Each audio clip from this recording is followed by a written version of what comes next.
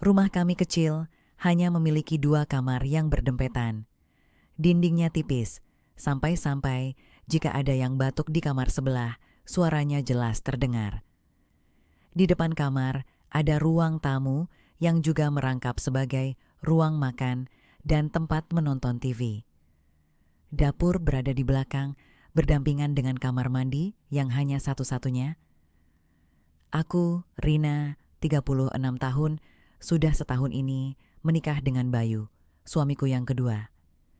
Pernikahan pertamaku berakhir karena mantan suamiku berselingkuh. Setelah bertahun-tahun sendiri, aku akhirnya menerima Bayu dalam hidupku. Dia seorang pria sederhana yang bekerja sebagai petugas keamanan di kompleks perumahan sebelah. Hidup kami tidak mewah, tapi cukup. Bayu adalah pria baik, tapi pekerjaannya sering membuatnya pulang larut malam atau bahkan berjaga semalaman. Itu berarti aku sering menghabiskan waktu sendirian di rumah, setidaknya sampai Aldo datang. Aldo adalah anak tiri yang baru kembali ke rumah setelah bertahun-tahun tinggal di kota lain untuk kuliah. Usianya 22 tahun, sebaya dengan keponakanku. Dia anak yang pendiam, tapi terkadang bisa usil. Sejak dia kembali, rumah ini terasa lebih hidup, tapi juga lebih sempit. Malam itu, seperti biasa, Bayu berangkat kerja jam 8. Aku mengantarnya sampai ke depan gang sebelum kembali ke rumah.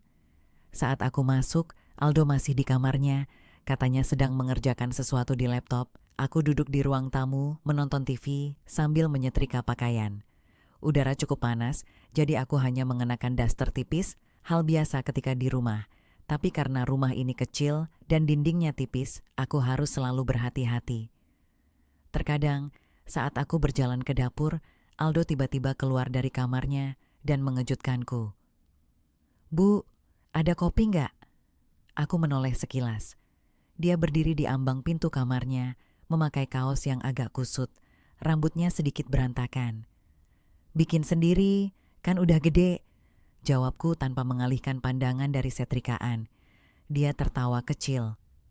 "Males kan ada ibu." Aku mendengus, tapi tetap menuju dapur untuk membuat kopi.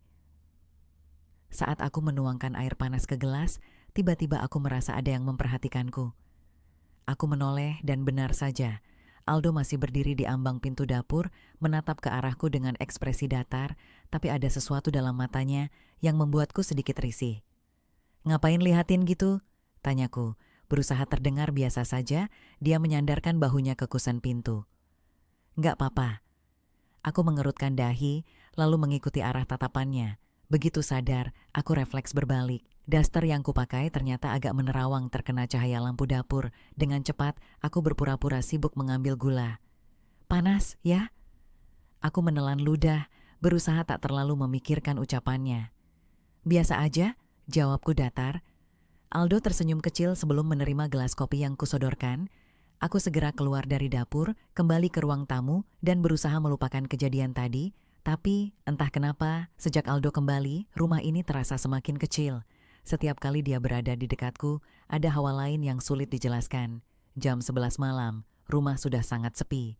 Hanya suara kipas angin yang berputar pelan yang terdengar. Biasanya, aku tidak pernah merasa gelisah saat sendirian. Tapi, malam ini terasa berbeda.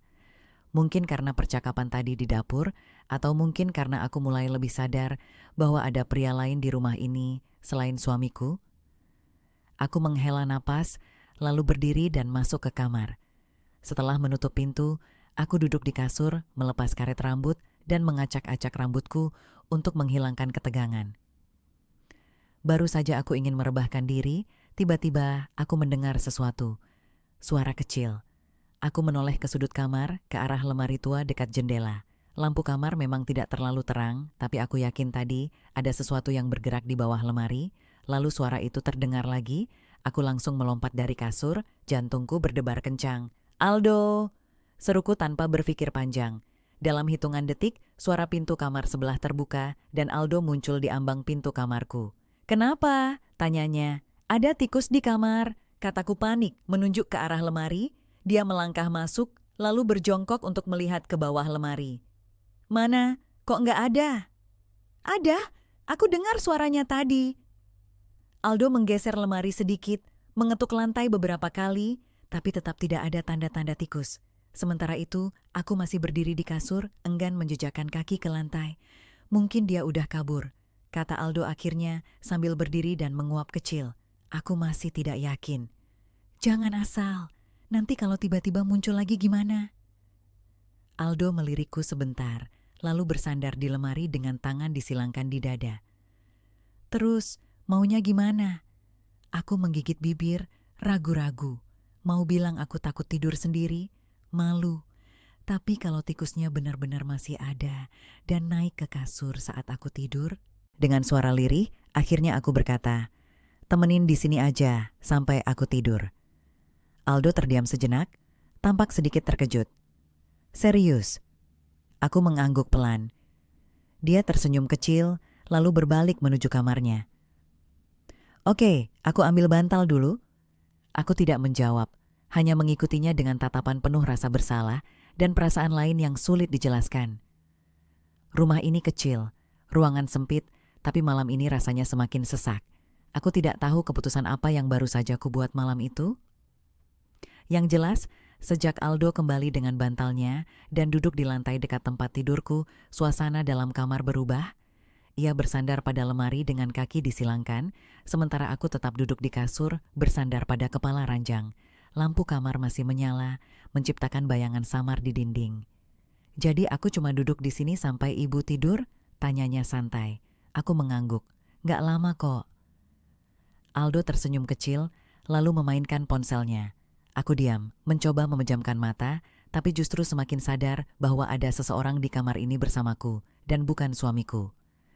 Aku mendengar suara nafasnya yang teratur, suara gesekan jemarinya di layar ponsel, bahkan aroma tubuhnya yang samar tercium di udara. Sesuatu tentang keberadaannya begitu nyata. 10 menit berlalu dalam keheningan. Aku mengintip dari sela bulu mata dan melihat Aldo masih sibuk dengan ponselnya. Tapi saat aku menoleh sedikit, aku melihat matanya sudah tidak tertuju pada layar, melainkan ke arahku.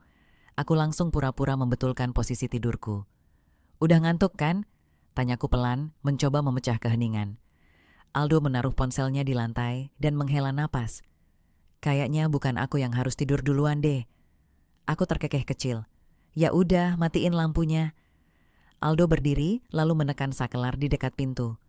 Seketika kamar gelap, hanya ada sedikit cahaya bulan yang masuk lewat jendela. Ia kembali duduk di tempatnya semula, kini dengan punggung bersandar pada ranjangku. Aku memejamkan mata lagi, mencoba mengabaikan detak jantungku yang lebih cepat dari biasanya, tapi kemudian suara Aldo terdengar dalam gelap. Ibu kesepian ya? Aku membuka mata. Apa? Ibu pernah cerita kalau dulu sempat sendiri lama setelah cerai. Aku terdiam. Tidak menyangka Aldo masih mengingat percakapan singkat kami beberapa hari lalu. Aku nggak kesepian, jawabku akhirnya. Kan sekarang udah nikah lagi. Aldo tertawa kecil. Tapi Bang Bayu lebih sering kerja malam kan? Aku tidak tahu harus menjawab apa. Apa yang sebenarnya ia coba katakan. Aku baik-baik aja, kataku akhirnya.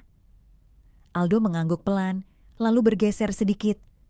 Kini, hanya ada beberapa sentimeter jarak antara punggungnya dan lenganku. Aku bisa merasakan kehangatan tubuhnya begitu dekat. Ibu cantik. Jantungku mencelos. Aku menoleh ke arahnya dalam gelap. Aldo? Ia tidak menatapku. Hanya duduk dengan santai, menatap langit-langit kamar. Dari dulu aku selalu mikir gitu. Aku merasa tenggorokanku kering. Jangan bercanda. Aldo tertawa pelan. Aku serius. Aku bangkit dari posisi tidurku, menatapnya tajam meski dalam kegelapan. Aldo, kamu tahu ini gak benar kan?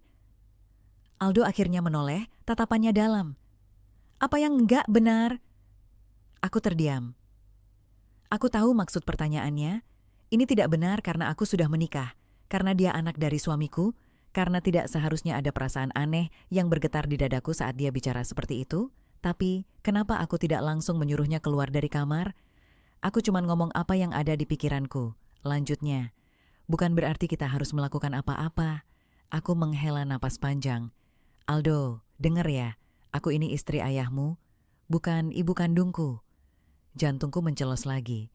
Aku tidak menyangka dia akan mengatakan itu. Aku bangkit dari tempat tidur, menyalakan lampu kamar dengan tangan gemetar. Begitu cahaya kembali memenuhi ruangan, aku bisa melihat ekspresi Aldo dengan jelas. Tatapannya tetap tenang, seolah ia baru saja menyatakan sesuatu yang biasa. Aku menutup wajah dengan kedua tangan. Ini salah. Aldo berdiri, meraih bantalnya. Iya, aku tahu. Aku cuma ngomong apa yang ada di kepalaku. Gak ada maksud bikin ibu gak nyaman. Aku masih diam. Aldo melangkah ke pintu, tapi sebelum keluar, ia menoleh sekali lagi. Tidurlah, Bu. Aku di kamar sebelah kalau ibu butuh sesuatu. Lalu pintu tertutup. Aku berdiri di sana, masih merasakan detak jantungku yang berdebar kencang. Sial, aku sudah melewati batas. Aku seharusnya tidak membiarkan dia masuk ke kamar tadi. Aku seharusnya tidak membiarkan obrolan itu terjadi. Tapi yang paling membuatku takut adalah sesuatu yang baru kusadari malam ini. Aku tidak ingin batas itu kembali ada. Sejak malam itu, aku berusaha menghindari Aldo. Aku bangun lebih pagi dari biasanya, memastikan sarapan sudah siap sebelum dia keluar dari kamar. Aku menghindari kontak mata saat dia datang ke meja makan. Jika dia berbicara, aku hanya menjawab sekadarnya, lalu segera mencari kesibukan. Tapi aku tahu dia menyadarinya. Bukan hanya sekali aku menangkap tatapan Aldo yang seolah membaca kegelisahanku, bukan hanya sekali aku merasa dia sengaja mendekat, menciptakan kebetulan-kebetulan kecil, berpapasan di dapur, tangannya yang nyaris menyentuhku saat mengambil gelas, atau suaranya yang sedikit lebih lembut saat menyebut namaku. Aku mulai merasa terpojok, sampai suatu malam aku sendirian di ruang tamu, duduk di sofa dengan secangkir teh yang sudah dingin. Bayu belum pulang. Seperti biasa, aku mencoba membaca buku, tapi pikiranku tak bisa fokus. Aku tahu Aldo ada di kamarnya, dan aku tahu aku harus tetap di sini. Harus tetap menjaga batas. Tapi suara langkah kaki terdengar, lalu sosoknya muncul dari lorong. Aku langsung menunduk, berpura-pura tidak melihat.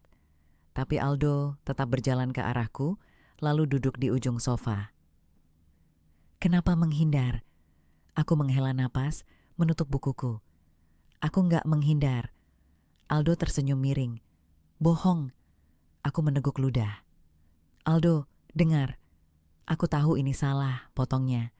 Aku tahu ibu juga berpikir begitu, tapi kenapa rasanya bukan itu yang sebenarnya ibu rasakan? Aku terdiam. Karena dia benar. Aku bisa berbohong pada diri sendiri, mencoba mengubur rasa yang muncul, tapi aku tahu apa yang terjadi malam itu bukan sekadar kebingungan sesaat. Aku tahu, aku telah melewati garis tipis yang selama ini kujaga. Dan yang paling menakutkan adalah, aku tidak menyesalinya. Aldo bergerak lebih dekat, kini hanya beberapa jengkal dariku. Aku gak akan maksa, katanya pelan. Tapi kalau ibu mau jujur, apa yang sebenarnya ibu inginkan? Aku menutup mata. Yang kuinginkan, aku ingin seseorang melihatku, bukan sekadar istri, bukan sekadar ibu tiri. Aku ingin merasa diinginkan, dicintai. Aku ingin merasakan kehidupan yang lebih dari sekadar rutinitas yang membosankan. Saat aku membuka mata, Aldo masih di sana, menungguku. Aku menarik napas dalam. Aldo, kita nggak bisa. Ia menatapku, mencoba membaca sesuatu dalam suaraku. Tapi kalau kita bisa, aku menggigit bibir, menoleh ke arah jendela, ke arah jalanan gelap di luar sana. Aku tidak tahu jawaban apa yang benar. Lalu suara deru motor terdengar. Bayu. Seolah tersadar, aku langsung berdiri. Pergilah ke kamar, bisikku. Aldo tetap menatapku sesaat sebelum akhirnya ia berdiri juga. Tapi sebelum pergi, ia berbisik di dekat telingaku. Aku akan menunggu. Dan kemudian dia menghilang ke dalam lorong, tepat saat Bayu masuk ke rumah. Aku berdiri di sana, tubuhku masih tegang. Bayu menatapku sekilas, hanya menggumamkan salam sebelum masuk ke kamar tanpa bertanya apapun. Dan aku tetap berdiri di tempatku, menyadari sesuatu yang selama ini kutolak untuk aku akui. Aku telah jatuh ke dalam sesuatu yang seharusnya tidak terjadi. Dan yang paling buruk adalah, aku tidak yakin ingin kembali.